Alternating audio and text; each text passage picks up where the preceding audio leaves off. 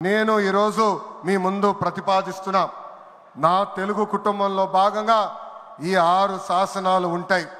మొదటిది తెలుగు జాతి విశ్వఖ్యాతి, 2 యువగలం, 3 స్త్రీ శక్తి, 4 పేదల సేవల్లో సోషల్ రీఇంజనీరింగ్, 5 అన్నదాతకు అండగా, 6 కార్యకర్తలే అధినేత.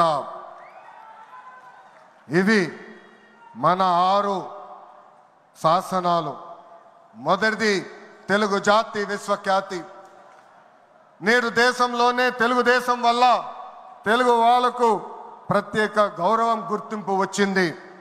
ఆనాడు అన్నగారిని బర్తరఫ్ చేస్తే ఢిల్లీలో మెడలు వంచి తిరిగి ముఖ్యమంత్రి అయ్యారు అన్నగారు. అదే తెలుగు జాతి పౌరుషం.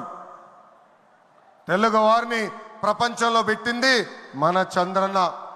కులం, మతం, ప్రాంతం అతీతంగా అన్ని రంగాల్లో ప్రపంచంలోనే నంబర్ 1 స్థానంలో తెలుగు జాతి ఉండాలి.